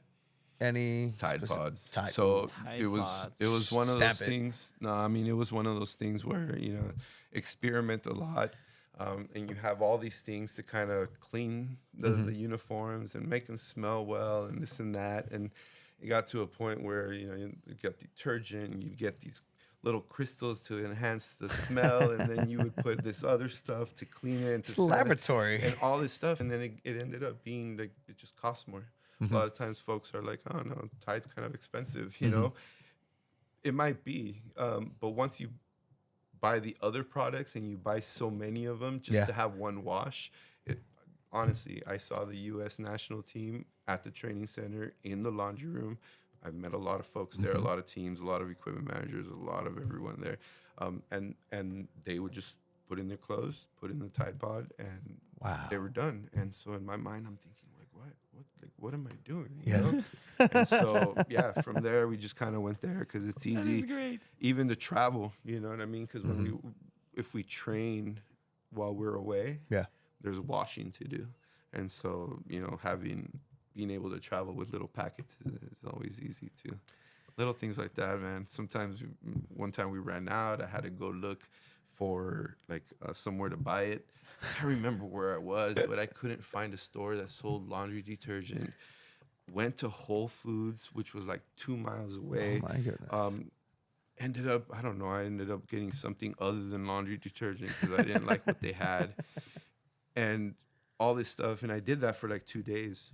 And then finally the last day, I had to do laundry one last time. And I just walked into this random store. It said market, and so I walked in. They had empty shelves, but I asked the guy. It was just random. It was weird, and I asked the guy, do you know where I could find some laundry detergent around here? He's like, yeah, just on the other side of this building, there's a CVS, and it was literally across from my hotel. Oh my God! So it's 2 days walking around looking for laundry detergent all over town. Part of my 15 miles that I did probably, for the store to just be on the other side of where I was. Yeah. Lesson learned. Google Maps lied to me, so. But now you know Tide Pods, the professional detergent For the U.S. men's for the U.S. men's team. national team, San Diego Loyal. Yes. Soccer moms across will rejoice. And Olympic athletes as well. So at the training center, that's kind of what they do. They just show up, they throw their clothes, they put in their pod, and we're good to go. All right, and then just a comment here. I will never forget from Beto told me Old Trafford is red, but Manchester is blue. That's when he knew you were the ghost. Man U, not your guys. It's Man City. Yeah, I saw that on your Instagram. City, what's up with that? So part of my little story earlier about the U.S. being a U.S. fan is back in 2003, so about 20 years ago, the captain for the national team was Claudio Reyna. Claudio Reyna at that time was the captain at Manchester City. How far they've come. So Yeah. So for me being a U.S. fan, I've followed them since 2003. 20 years now, Like you know, original Sean Wright So- Phillips. Oh, back before that, even, you know what I mean. And so it was one of those things where, you know, it's something that I followed more than soccer in the U.S. To be honest with Yeah. you, when I started at USL with Loyal. Honestly, I didn't really know the players. I didn't know where they were coming from. We're like, had Charlie Adams, ¿y este vato quién no es? idea. Yeah. I mean, you know, with some of their background, having played in the MLS and stuff like that, I should have known more. You know what I mean? But I mean, what I love to watch is European soccer. Yeah. You know what I mean? European football, and my team is the City Blue. You know what? Although I respect it. grew up watching Real Madrid with my grandma. 'Cause that was her team, you know. Los what I mean? blancos. But yeah, I mean, it's one of those things where I could watch a game between, you know, Champions League game, and that's probably my favorite that I would love to watch. Just any Champions League game. I respect that, man. You supported Manchester City since before The bandwagon. the money and the bandwagon. I respect that, man. Which must feel nice. I mean, being a Chelsea supporter, right? Like, I started in 04, 03, but like around there. But I did it because of FIFA, and I like FIFA, and then I started following them. But No, this was specific to Yeah. a player. I mean, it was That's a great. connection with the national team, and a lot of people give me a hard time. They're like, "Oh, Manchester City, part of the bandwagon. Since when? 2011, when they won their first." yeah, But no. That moment was special when they won the league and Agüero scored. To be honest with you, the only time, one of the times recently that I felt anything close to that was that Xavi goal. yeah.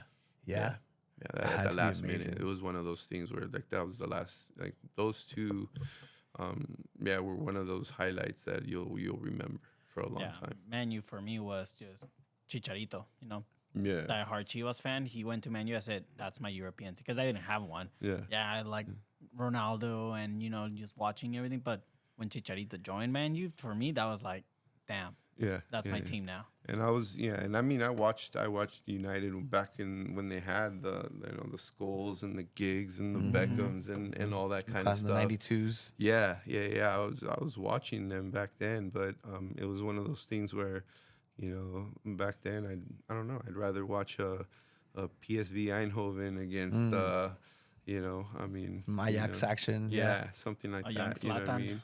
Even something you know, like Rangers against, you know, something like that. You know what Yeah. I mean? Like those are some of my favorite games. But yeah,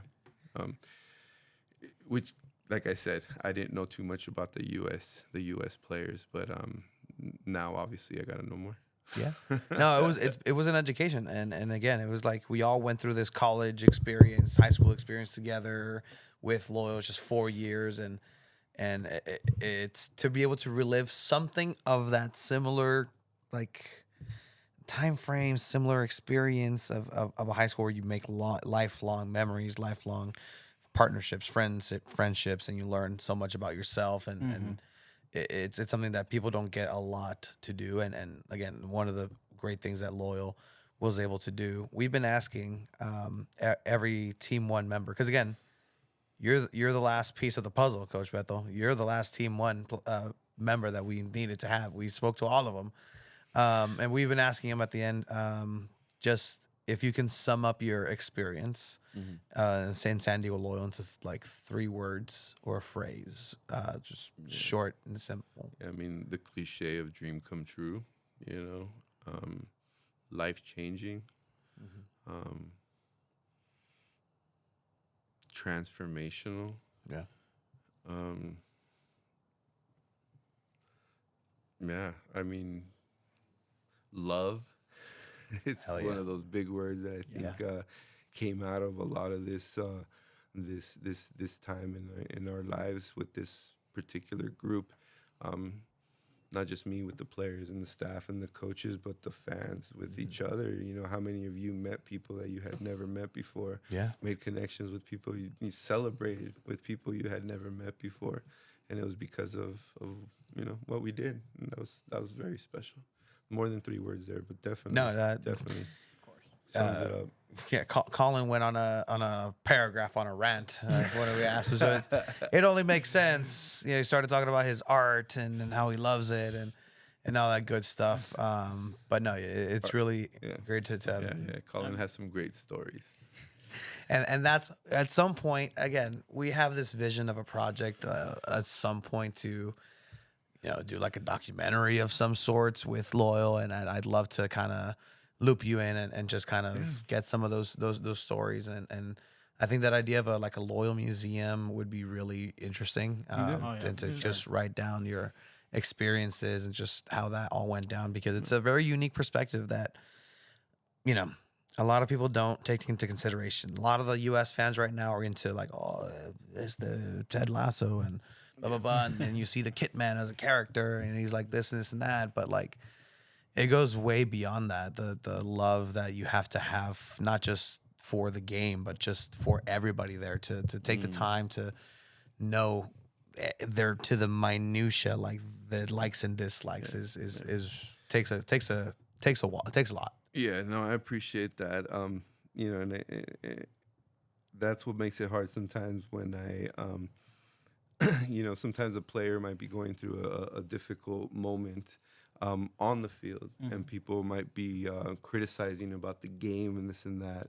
But the side that they don't see is the side that I might see, where they might be struggling with something personal, and it's affecting their game, possibly, and so that's a different perspective for sure, and being able to understand that from that player, because of the relationship that we built, the trust that they have in me, knowing that I'm there for them, just being able to, that's always bothered me, in the sense of can't really, we're all human at the end of the day, and you never know, what folks are going through, but No, that's beautiful, and I mean, I'd love to get more as we go, but that'd be a good place to kind of take a pause right here, and as more time kind of to heal, because again it is a wound. It's a large wound, and there's a lot that happened in these 4 years, but I'd love to get you back on and just talk ball, talk shop, and it's really great. The memories are definitely special, and so when you say about the museum, I mean, I'd love to kind of show you guys some of the stuff that we have, and and love that so much. Bring some of those signed boots or jerseys, or some of the special stuff. I have all the armbands that we had since the very beginning. You know what I mean? And so, what does your family say about this? My wife's like, "Why do we have so many boxes? Jesus!" And I'm like, "Well, it's a pretty big museum, and I'm the curator. So what do you want?" Heck yeah. But yeah, so next time, hopefully, we could share some of that as well. No, I love that. I saw that you brought a. Oh yeah, so this is actually for you guys. Just wanted to show my appreciation and support for what you guys did for for soccer in the community, and your voice and how you advocate. And how you are yourselves, and when you talk, and you're not as diplomatic as I am. No, hey, I mean, and not in a bad way. We need to be, right, but I gotta be also careful what I say. But I did say, Tony and Alex, thank you so much for your never-ending support and friendship. My time at Loyal was extra special when meeting people like you. I wish you the best with 2 balls and a mic. Your loyal brother for life, Beto 19. Oh, man. So this Thank is you for so you much. guys. Really Thank you very appreciate much. you. Thank you so for much. you Beto. guys. Thank you Appreciate for it. having me. This is part of our museum here. No, yeah, definitely. And maybe maybe we could put some of the. You guys could pick some of the stuff that I might have on the museum. We could put it up. 100%. I would Something love like that so much. Yeah, some of those name 100%. tags too. I Tell love me that. which ones of those you want. Yeah, no, we'll definitely do that again, Coach Beto. Thank you. We will be back after a short break. People again saying fantastic, cool. Thank you to everybody in the chat. I really appreciate that. And again, a healing aspect is something that I would definitely say this was, and I hope it was a good time for you as well. Yeah, I appreciate it. Thank you so much. Perfect. Don't you know you drive me crazy? Don't you know you drive? Don't you know you drive me crazy? Don't you know you drive? Don't you know you drive me crazy? Don't you know you drive? Don't you know you drive me crazy?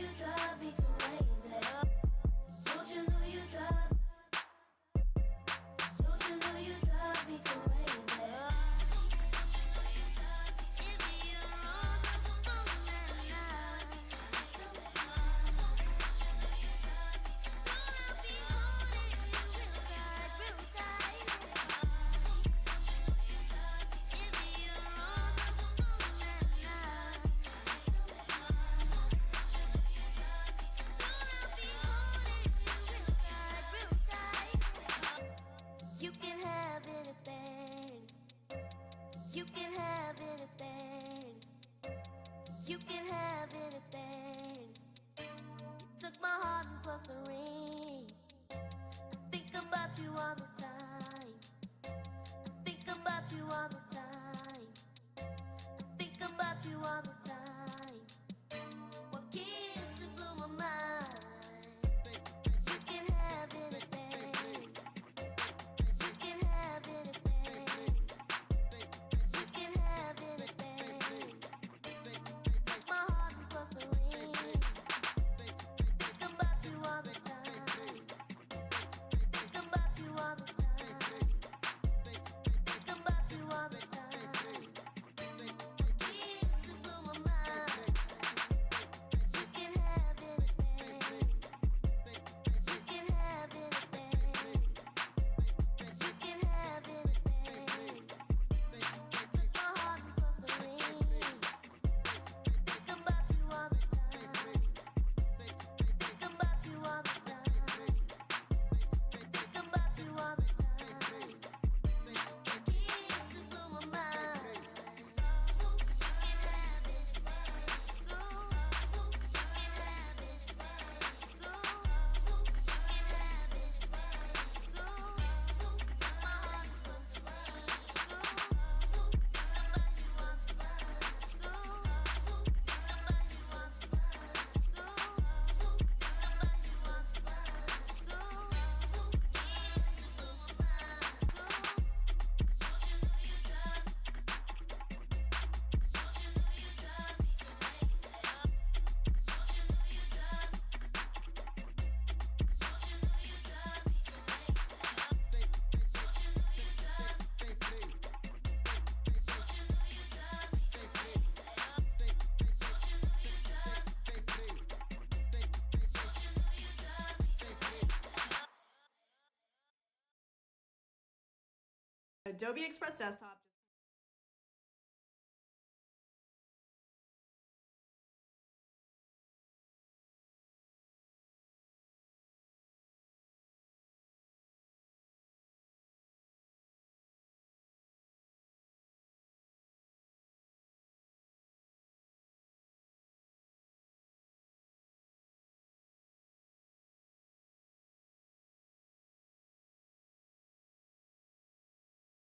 Oh, yeah. Yeah. Yeah. We are back, guys. All right. Seasons, greetings. We are returned. We have come back from, honestly, Probably one of the best in-person yeah. guests we've had. Coach Beto, I mean, kit man for San Diego Loyal, is a very important person, clearly in the community, and just I'm sure a lot of people really enjoyed that. We really enjoyed that. Fuck. Yeah. That's oh, the yeah, dude. It most got to me, man. emotional I've ever gone on the show. I saw it in your eyes. I was I don't know if you was saw it. I mean, I have teary-eyed. glasses, but Yeah, no, I saw it. oh man. Follow him on anything socials. I know his social right now on Instagram is Loyal for Life Beto 19. So check him out. Check out And his thank journey. you, Beto, for this USL soccer Yeah, ball, man. Like, absolutely. Check him out. Loyal for Life Beto 19. we're officially on Beto Watch. Yes, Beto Watch is on.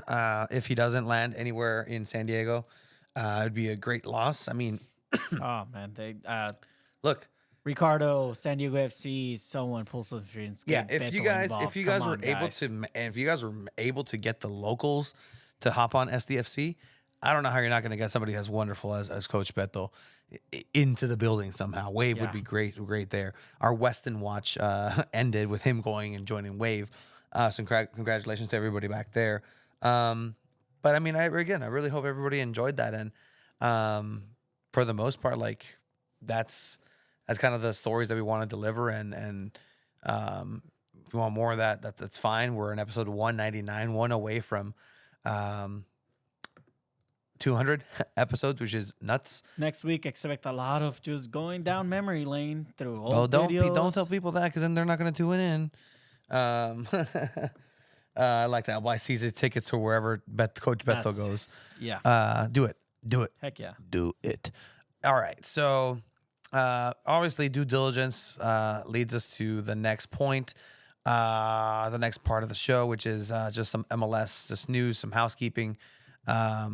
Because again, we plan for Coach Beto to be a large part of today's episode, which was fantabulous having him on. There's so much more there. I know there is. Yeah, for and I was sure. being careful, but like there's so many juicy I stuff. But it know. was great what we were able to talk about. All right, so coming up now with SDFC, San Diego FC.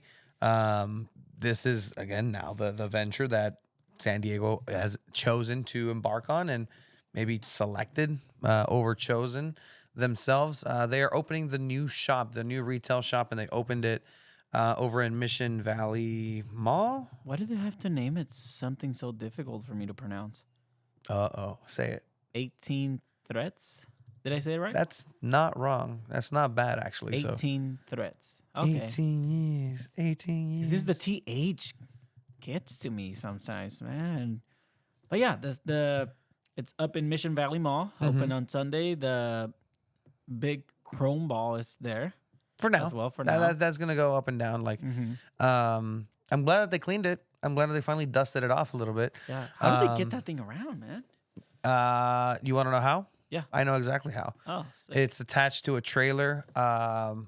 Here, let me pull it up.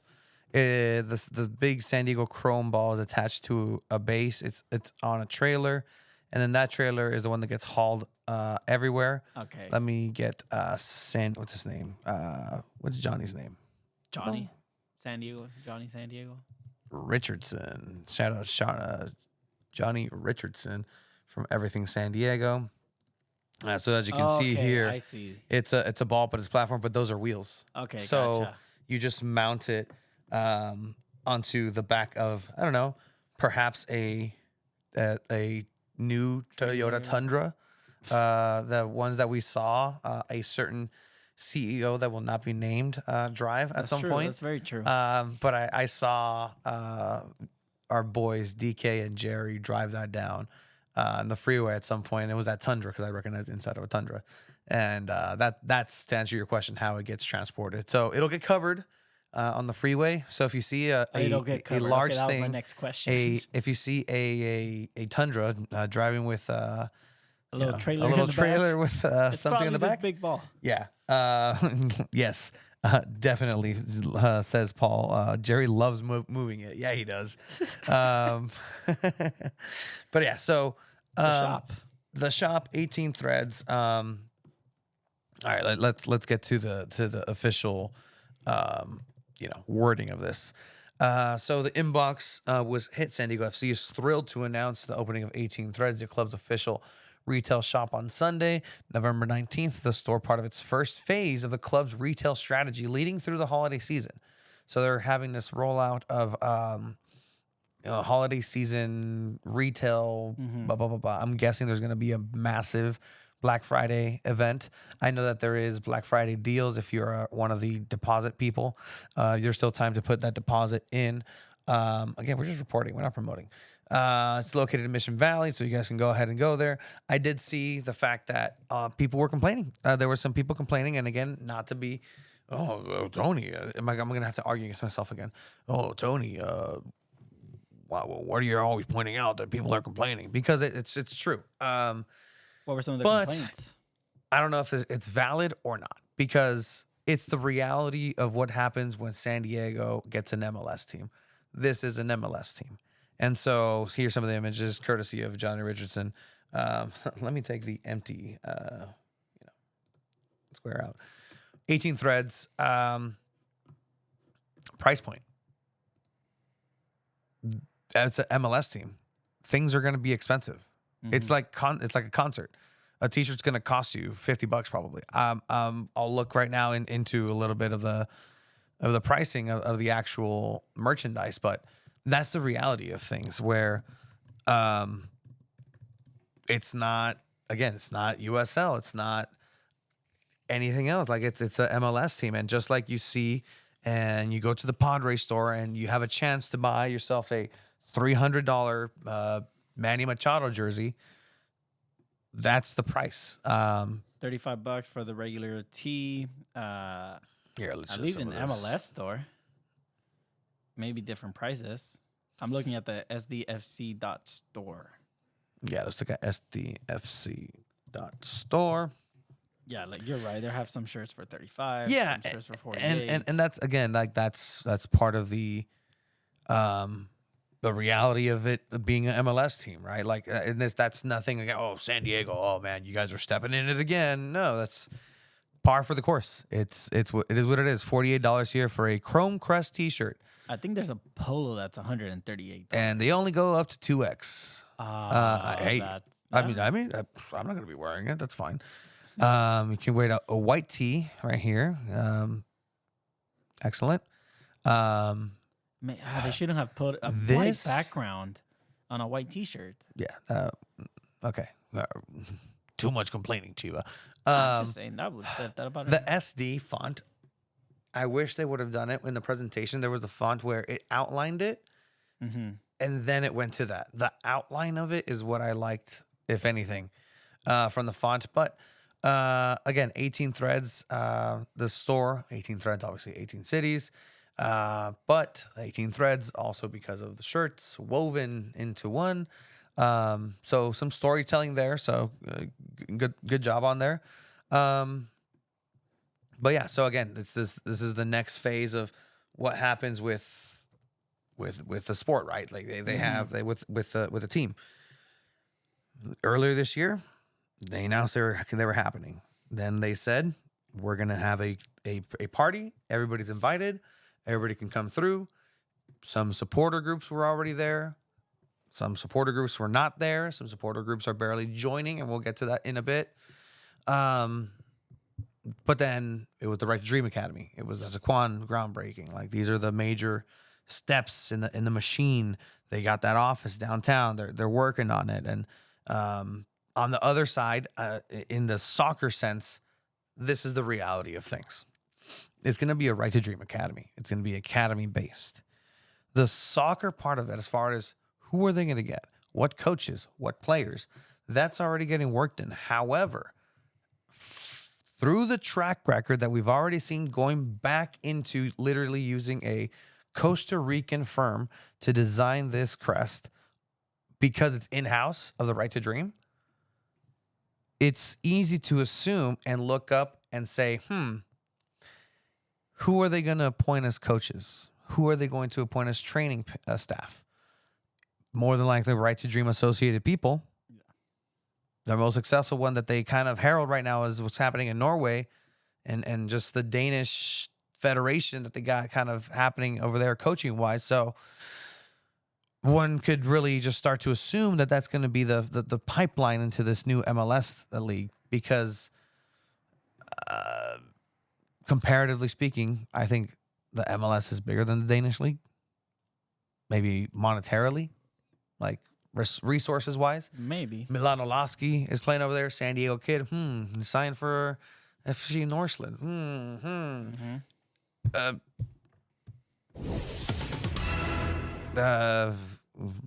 Rumor of Milano Lasky, first San Diego MLS, San Diego FC signing. You think so? Super rumor, because I mean, again, it just makes too much sense for it not to be. I'd be disappointed if they weren't. Like, I'd be really disappointed if they don't say, hey, we got the San Diego kid who's going to go ahead and sign, who's been training with the Right to Dream product pipeline, and not have him be the first signing. So, I mean, if we want to run with it, we'll tweet it. If people want to tweet it, go for it. Like, oh my God, Two Balls and Mike broke news. And no, there's no solid facts right now, but Milano Lasky. They have a $238 jacket. Grayson is some fancy brand. 200. I mean, really? Yeah, they have a Grayson jacket with the 18 threads logo, and it's $238.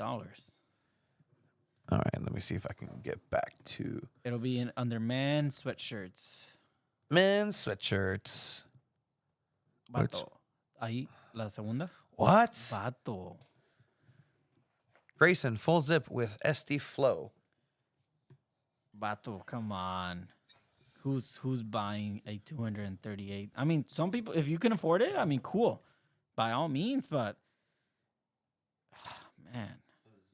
It was half a San Diego Loyal season ticket.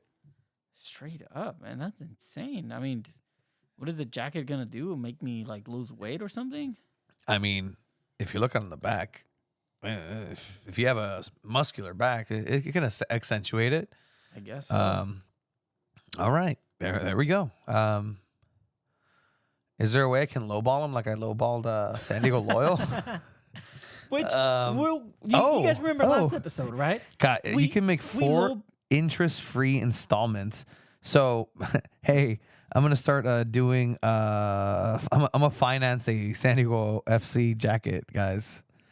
That if you're financing if you're financing any San Diego MLS, if you're financing any like clothing or jerseys, like you need help. Like just get some help, please. $21 a month. Hell yeah, $21 a month. More payment options. How else can we pay for such content? And again, this is the reality of things. Oh, like, it's you don't have to pay for shipping if you pick it up. It's free pickup. free pickup.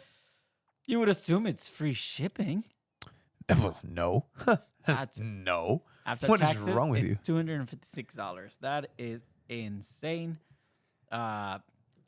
Just to let Paul, do you have this already? No, I don't. Paul think Naku? Paul, you did Paul? not pay $238 for a jacket, Paul? right? Paul, create some fancy Brian 238 jacket.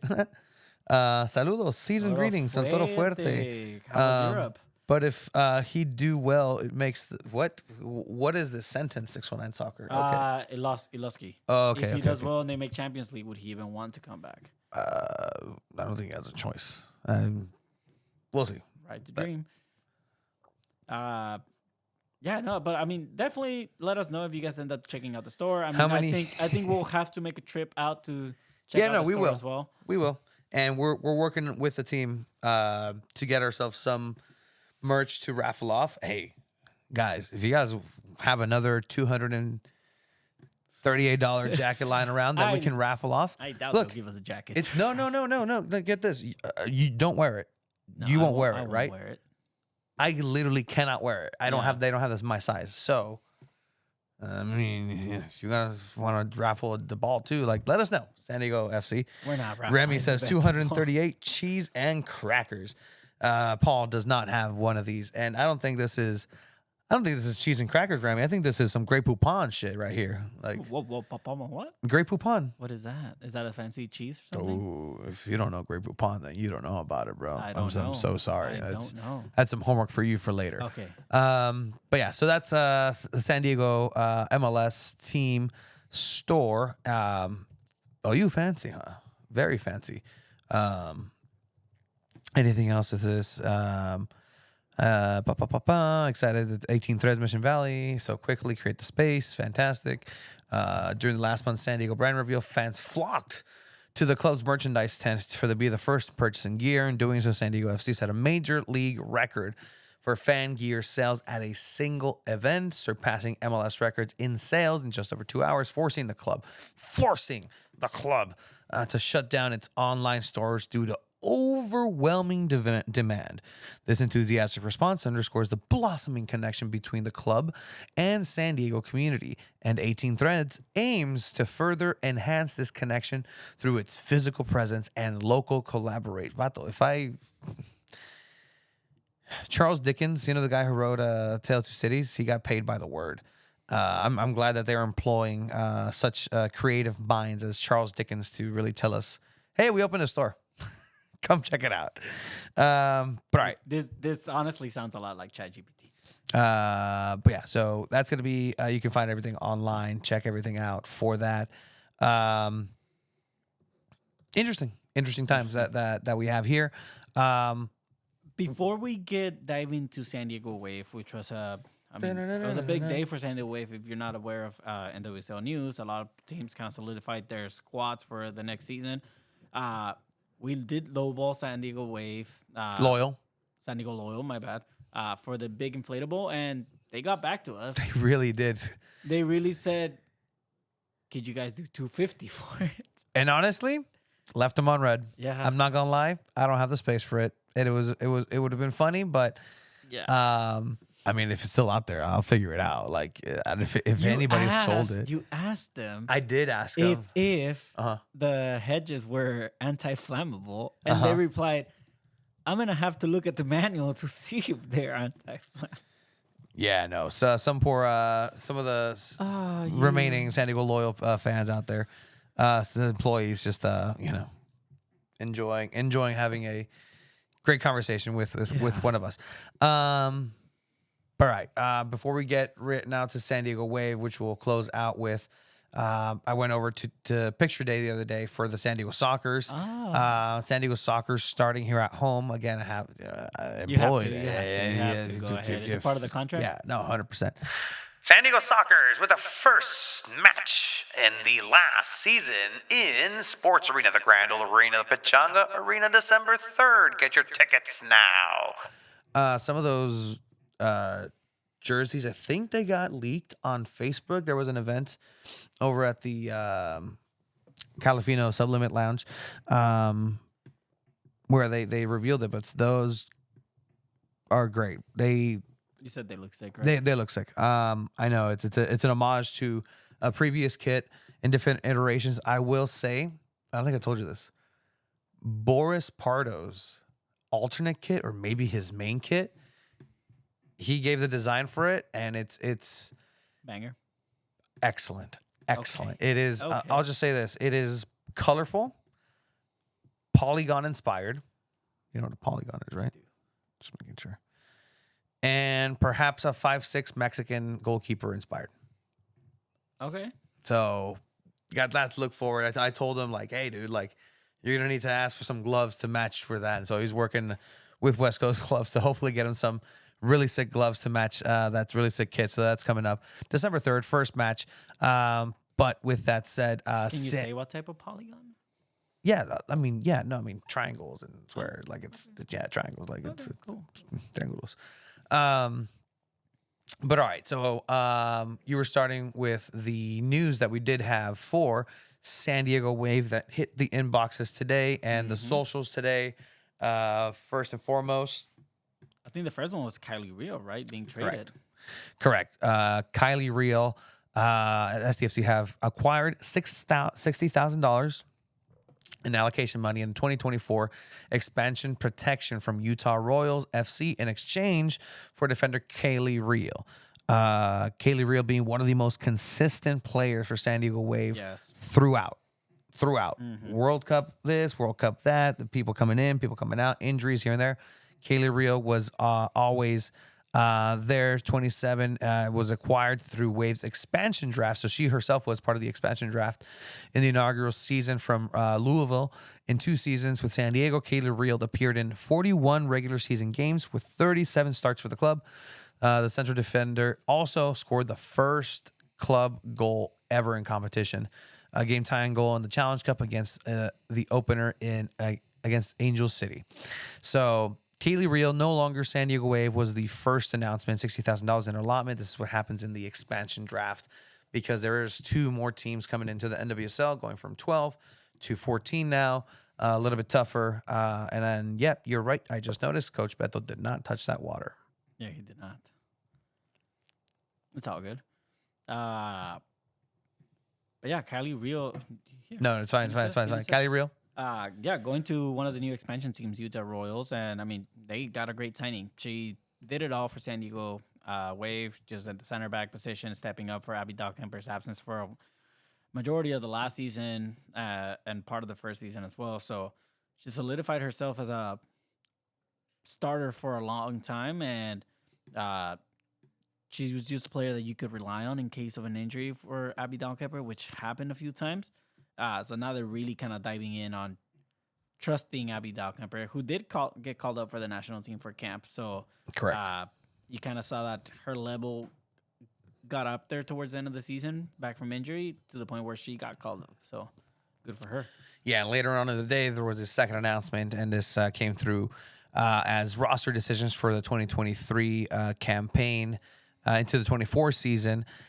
So, all right. So this is going to be the team right now that's under contract that doesn't have to worry about getting signed This is going to include Lauren Brisky, Kaylin Sheridan, Shea Yanez, 3 goalkeepers there. The defenders, Abby Dahlkemper, Naomi Germa, Kristen McNabb. Right there, Naomi Germa, Dahlkemper, great. McNabb, great, solid. Midfielders, Daniel Calaprico, Maggie Daughtry Howard, Taylor Korniak, Jaden Shaw, and Kelsey Turnbow. You're surprised. We had people hit us up that were surprised that Kelsey Turnbow is still part of the club. Trade bait, maybe. Utilize her as dangle her for some acquired. She's done great at work on Instagram, and who knows. That's a lot of her contributions to San Diego. Yeah, it really soccer has is her been. ads, which is fine. It's part of it. Get that bag. I think they're very optimistic. Maybe they see something in training. I want to wait and see if they announce Casey Stoney staying next season as well. So that's going to be something to keep an eye on. I mean, I think some of the notable players that they are keeping, I mean, Caitlin Sheridan, Naomi Girma, Jaden Shaw, some of the key players that you had to keep, right? I mean, it's always a plus keeping Alex Morgan if she's able to kind of play again in that similar first season with Wave style, get a couple more penalties and get Pen Alex back. But Calaprico was a huge add last season in that midfield. So Korniak also staying. Hopefully she's able to stay healthy. But it's a good, solid foundation to what's coming back for the next season. And if you're able to kind of keep Carusa and maybe Amira Ali, if she can stay healthy, I would really love for them to keep and try to get Mackenzie Doniak back in the team. And, of course, Emily Van Ekman, who is in Australia right now for a 4-game stretch with her Pops team. Yeah, so it's like when Thierry Henry went back to Arsenal while he was playing in Red Bulls for a short little stint. Yeah. So that's pretty cool going to play back home. People were freaking out, like, oh, no. But, no, it was just a 4-game guest stint. Well, I mean, technically, she's a free agent as of now. And maybe she decides to stay over there in Australia in her dad's team and stay back home. That's a possibility. I think it'd be a huge miss for Wave to fill in that hole. But yeah, hopefully she's able to come back. She did have one of her worst games I think we've ever seen in the semifinal. But yeah, I mean, it's one game. It's the most important game, obviously. But I mean, she's a key factor in that team. People talking about sharing the leak for the San Diego Sockers one. I work for the team now, guys, so there's real complications. I'm sorry if I let you down for that, but I'll push for us to reveal it. I haven't even seen them. Tomorrow, Soccer's Overtime, 5 p.m. Twitch. It'll be announced? I don't know. We'll see what the doc has for in store for us. So Mia Gyau. Yeah, she's now in the waiver wire, so no longer will be with San Diego Wave. More of a rotational player. She didn't get the minutes maybe that she would have wanted, but she was a factor in the team. She was part of it. It was a nice farewell for her, I guess.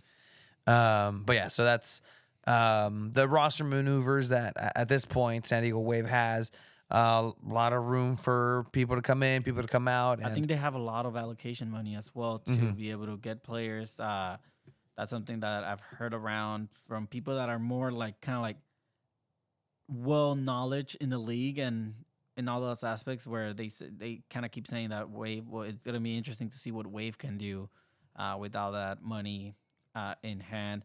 I do think Kristen Westphal is also gonna be a player that they need to bring back.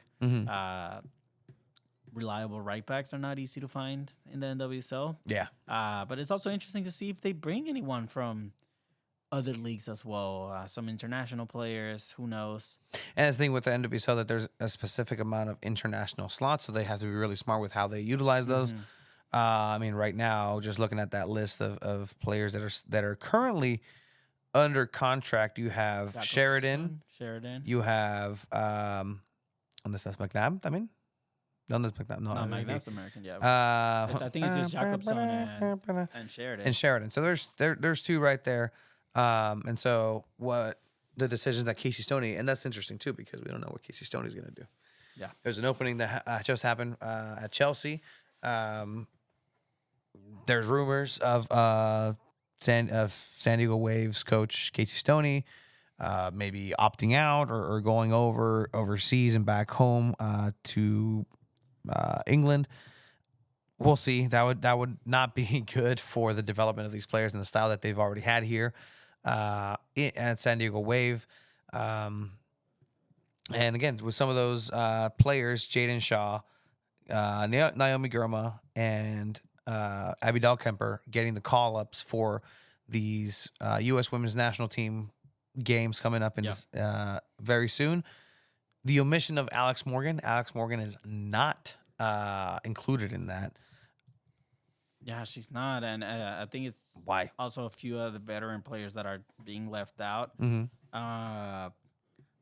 Just looking at the list, I mean, Abby Dahlkemper comes back. You have Alana Cook, who is also back in there. You have Naomi Girma, who's probably going to share the back line with her. It'll be interesting. Naomi Girma has to start, right? But how cool if That's it's back-to-back. Dahlkemper Yeah. and Girma just starting for the U.S. Women's National? Then technically you have Look, man, Spain the had best center Piqué and Puyol forever. yeah. But yeah, so, if you look at the forwards, very young, new blood.